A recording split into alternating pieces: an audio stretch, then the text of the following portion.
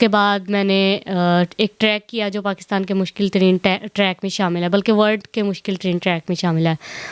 जब हम लोग जा रहे थे ट्रैक करते हुए, शिमशाल पास का ट्रैक करते हुए, जहाँ पे रॉकफॉल हुआ था, वो बहुत मेमोरेबल था क्योंकि मैं बहुत मुश्किल से बची थी।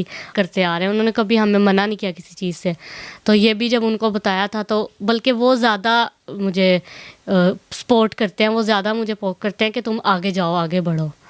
उसके अलावा अभी तक समीना बेग से नहीं मिली, इंशाल्लाह उनसे भी मिलूँगी, और साजिद सतपारा हैं और भी नामवर हैं, उन सब से मिल।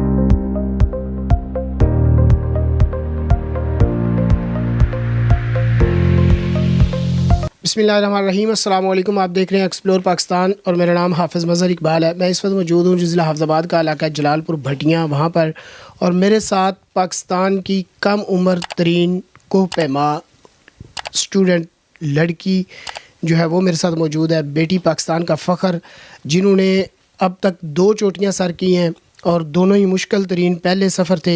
सारी तफसीलात इनसे जानते हैं कि उन्होंने ये शौक़ कहाँ से सीखा। मतलब हम लोग नॉर्दर्न एरियाज़ में जाते थे, ट्रैकिंग वगैरह करते थे, हाइकिंग करते थे, घूमने फिरने जाते थे। तो आहिस्ता आहिस्ता मुझे क्लाइंबिंग का शौक़ पैदा होता गया और 2023 में मैंने क्लाइंबिंग अपनी स्टार्ट की। शौक़ का इजहार किया तो घर में किसी ने प्रॉब्लम नहीं क्रिएट की?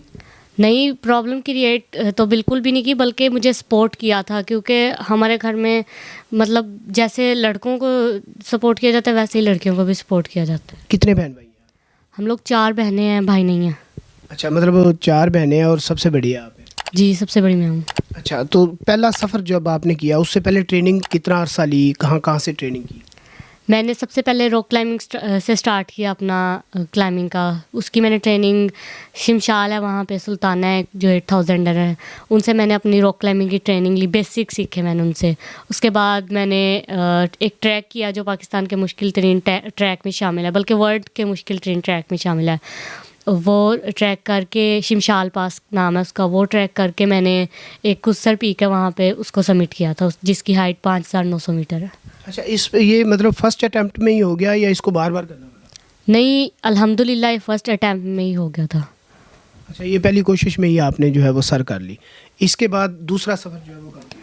दूसरा सफ़र मैंने उसके ही 6-7 महीने बाद किया था, विंटर में। तो तब मैंने 2 पीक सबमिट की थी देवसाई की बैक साइड से। वो उनकी हाइट भी 5000 से ऊपर थी, 5000 मीटर से। अच्छा, समर में ज़्यादा आसानी होती है या विंटर में? होती दोनों में मुश्किल है, लेकिन समर में थोड़ी सी as compare to winter easy होती है। इन दोनों में डिफरेंस क्या है? डिफरेंस सबसे पहले वेदर क्लाइमेट का डिफरेंस होता है कि सर्दियों में स्नोफॉल हो जाती है, कभी भी पता नहीं चलता, मौसम बहुत जल्दी चेंज होता है। उसके अलावा क्रीवेसिस का सबसे मेन होता है डिफरेंस, क्योंकि गर्मियों में जो क्रीवेसिस है वो हमें नज़र आ रही होती हैं, मतलब हमें पता होता है कि यहाँ पे ये इतना बड़ा क्रीवेस खुला हुआ है, तो हम लोगों को टेक्निकली या फिर लैडर यूज़ करके हमें किस तरह जाना है। लेकिन सर्दियों में जो बर्फ़ होती है वो हर जगह पे कवर होती है, तो हमें नज़र नहीं आ रहा होता कि यहाँ पे क्रीवेस है, तो हमारा पाँव कहीं भी अटक जाए या हम लोग गिर सकते हैं, गिरने का खदशा होता है बहुत ज़्यादा। दौरान सफ़र कोई ऐसा वाक़या जो आप बिल्कुल भी भूल नहीं पाए?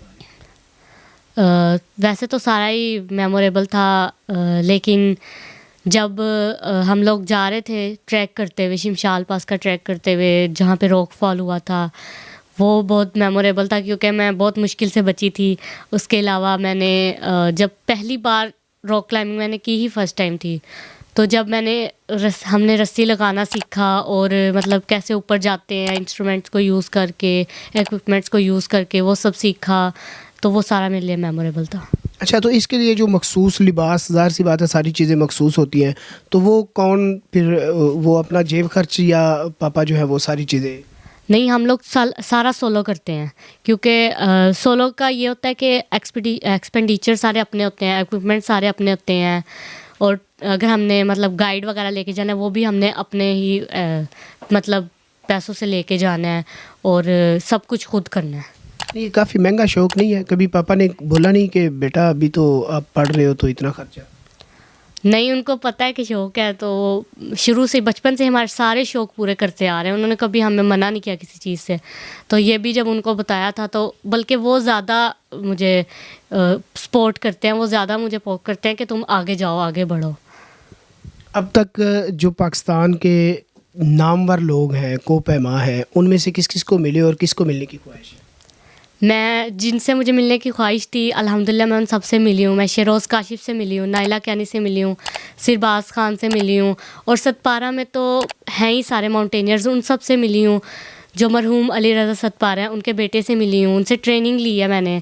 उसके अलावा अभी तक समीना बेग से नहीं मिली, इंशाल्लाह उनसे भी मिलूँगी। और साजिद सतपारा हैं और भी नामवर हैं, उन सबसे मिल। सबसे इम्प्रेसिव शेरोज़ काशिफ़ हैं जिन्होंने दुनिया की सारी 14 माउंटेन्स हैं उन्होंने समिट कर ली हैं सारी, और उनसे मैं मिली भी थी। और उनसे मुझे एज़ अ गिफ्ट एक बुक भी मिली थी K2 की। उसके अलावा मुझे आइस एक्स था वो भी मिला था।